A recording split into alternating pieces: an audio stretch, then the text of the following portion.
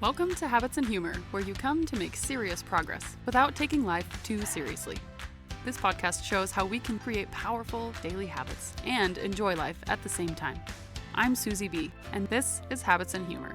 Come to laugh, stay to learn, choose to live.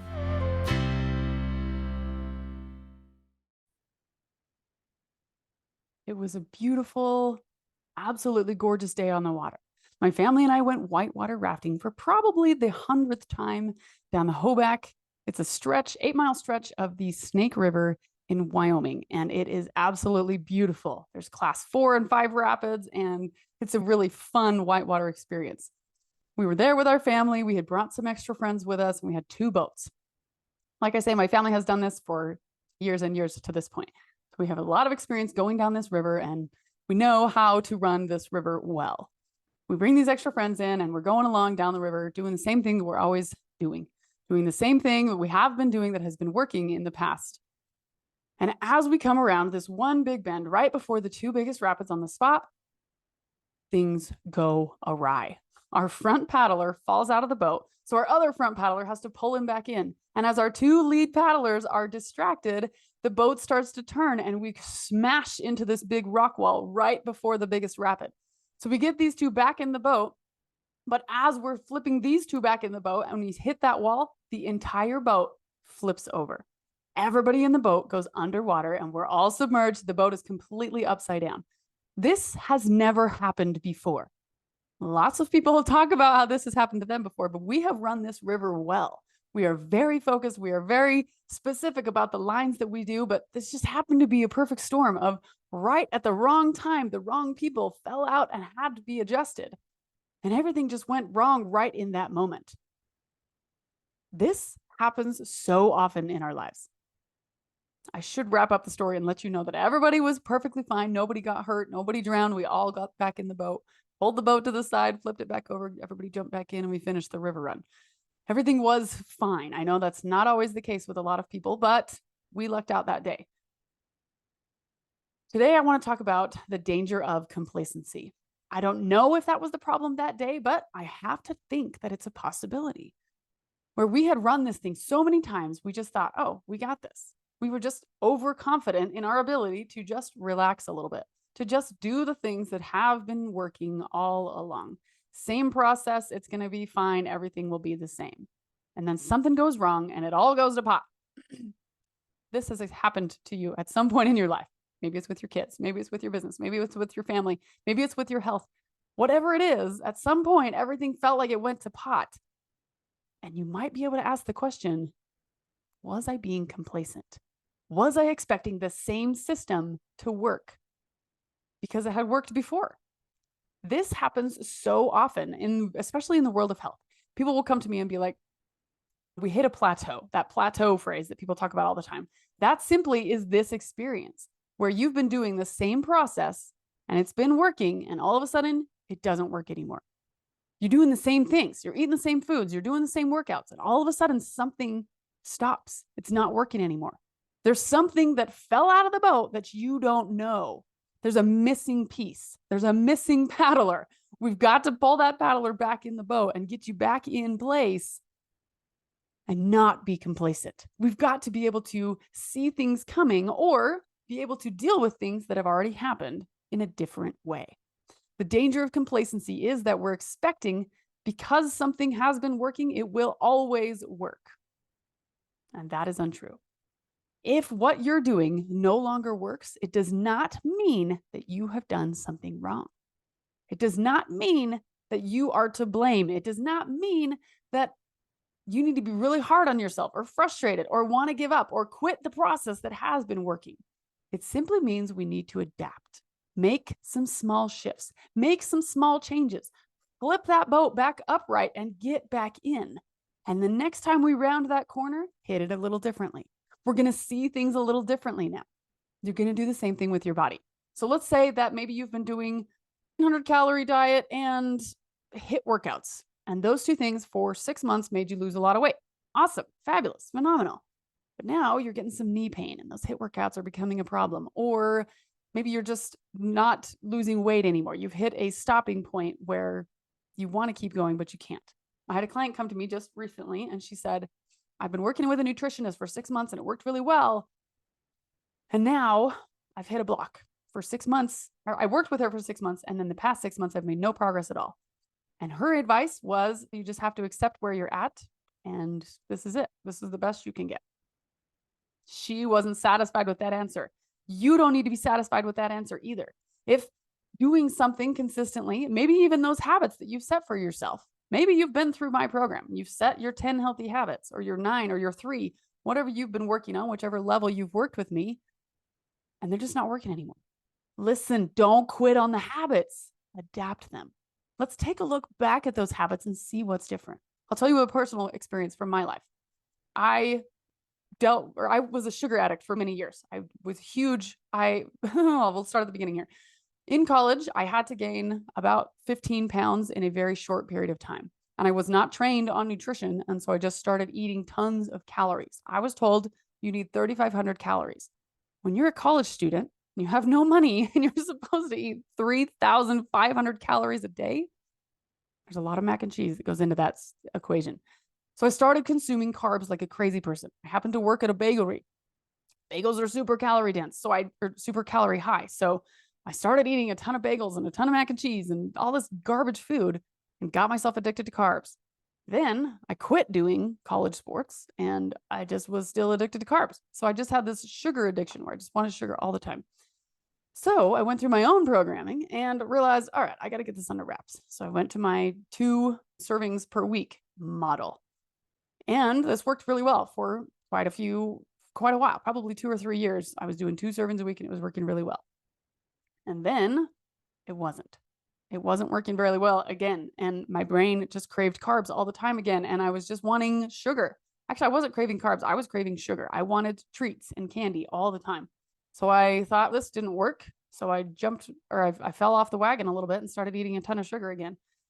But the problem wasn't that the 2 servings wasn't working anymore. The problem was a little bit of the psychology of how I felt about the 2 servings.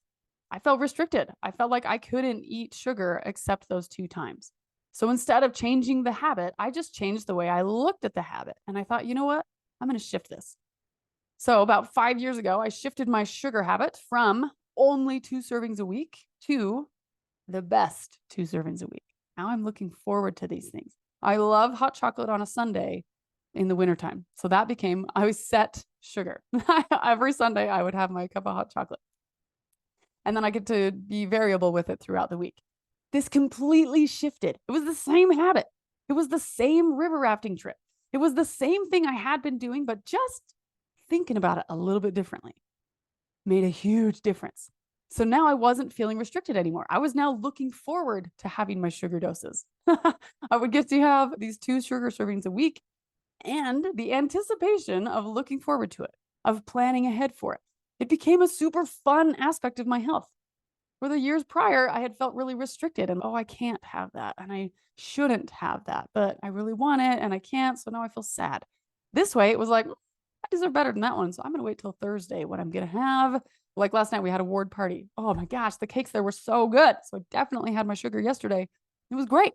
Big fan of it. I looked forward to it from Monday, Tuesday, Wednesday, indulged and enjoyed it on Wednesday. And then I'm good. I got the experience. I had a positive experience with sugar. I don't have to feel restricted by it.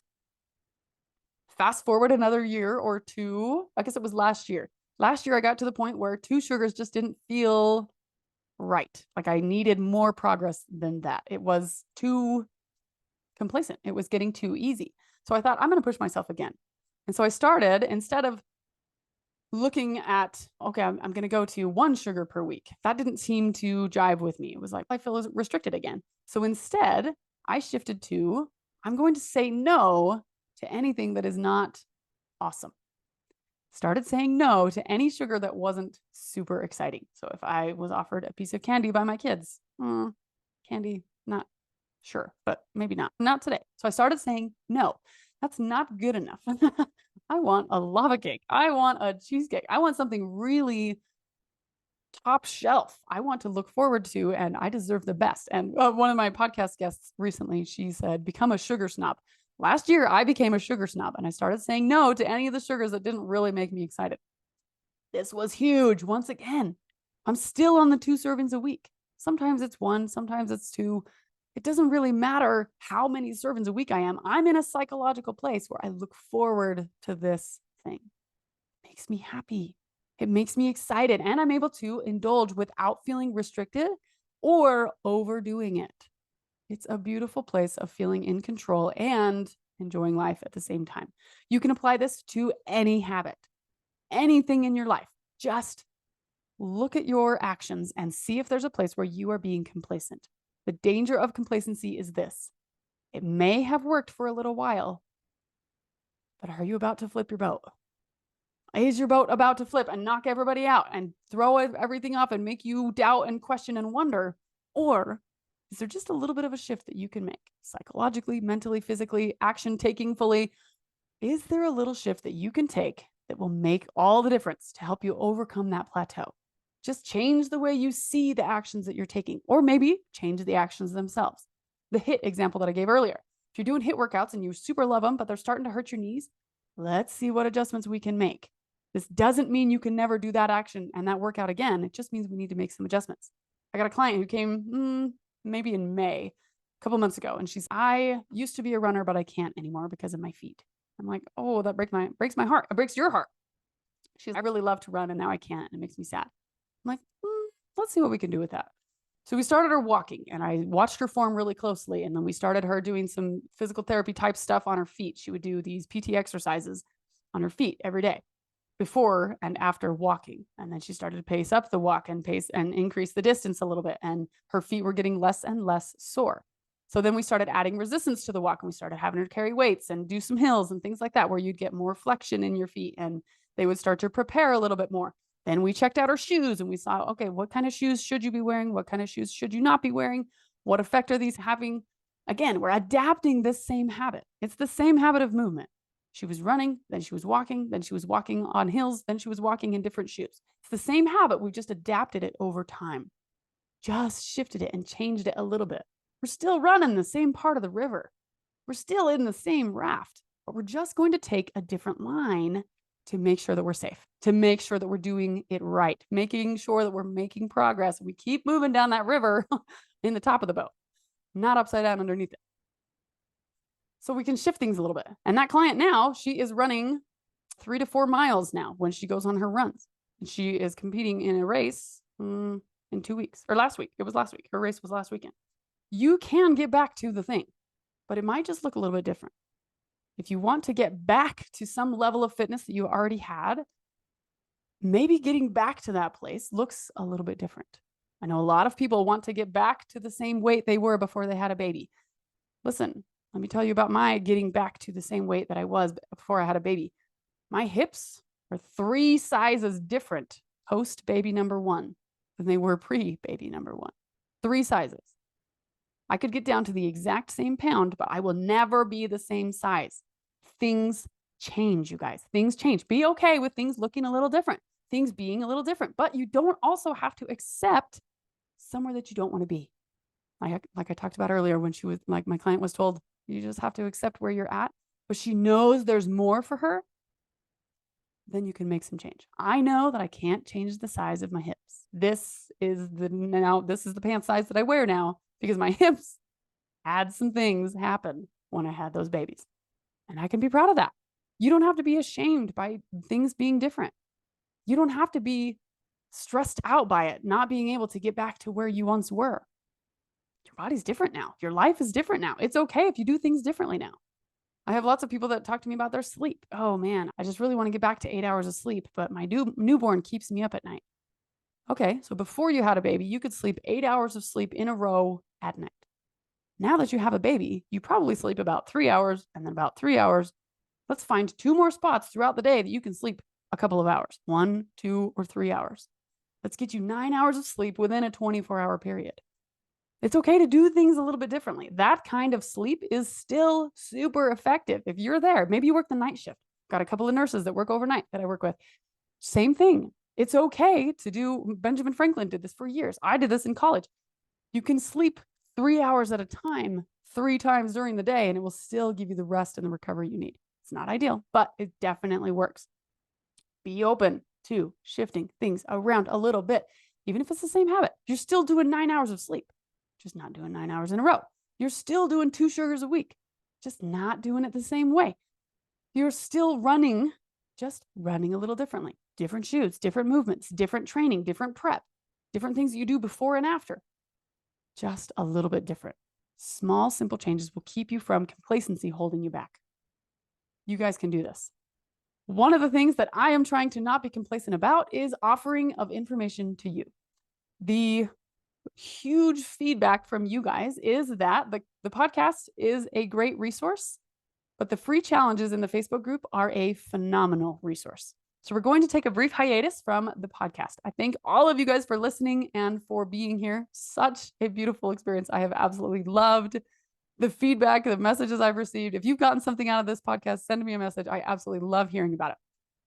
So we're going to take a brief break from the podcast for a while. I don't know when we'll be coming back, but the 80 something episodes that we have, 81, 85, I don't know, 80 something episodes that we have will remain up here on all of the podcast platforms. So you're feel free to keep listening and re-listen and go back and listen to them again if you wish. The podcast will stay up here, but I just won't be giving new episodes for a while because we're going to go full into the Healthy Habits challenges. If you don't know what I'm talking about, I need you to go to group.susiebhabits.com and join my Healthy Habits Facebook group. Every month we do one healthy habit. So many people come to me and say, I'm overwhelmed by all of the things I need to change, so I do nothing. We're going to eliminate that. We're going to change one thing at a time. And over the next 12 months, you're going to have 12 healthy habits. Do you see the progress we're making here?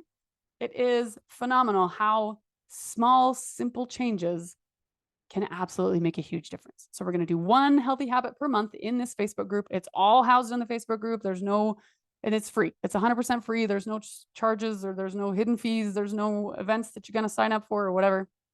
If you want reminders about the events, I can email you reminders. So go to challenge.susiebhabits.com, drop in your email address there, and I will send you reminders when the next challenge starts.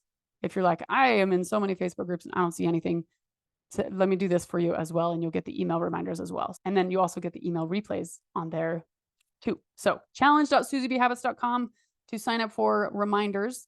Get in the Healthy Habits Facebook group. That is where I will be spending a huge amount of my time for the next, foreseeable future. We'll see how long and how much of a difference these challenges can make. So come in here and join us in the Healthy Habits Facebook group.